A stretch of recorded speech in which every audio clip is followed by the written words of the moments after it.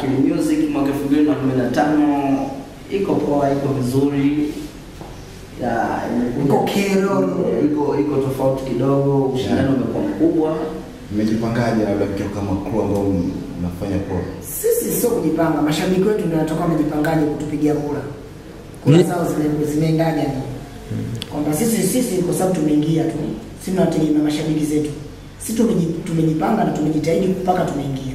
Mnagombea tuzo katika kipengele gani? Kipengele cha kikundi bora cha Bongo Flava.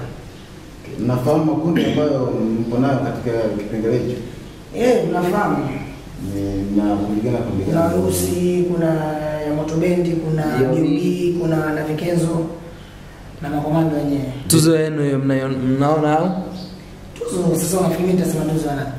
Unafikiri tuzo yetu. Vantete. Tuzo ya makomando hapo. Na mengine majaliwa tu ikitokea na kutokea. Okay.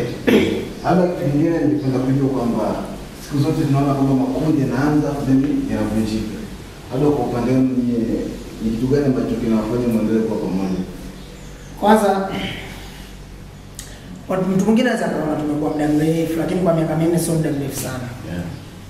Ni miaka ya kawaida sana. Ila hapa tunaomba Mungu kwamba ije kutimia hata ndani ya miaka 10 na siku hiyo tupate siku hiyo kufanya birthday kama azifanya wenzetu, tusherekee kundi letu. Sisi kikubwa tunaomba Mungu kwamba tuwe pamoja, tuelewane, tushikamane na tuzidishe upendo. Kuna tatizo lisikiweko ya dharura tulitatue. Lakini na imani tuko vizuri.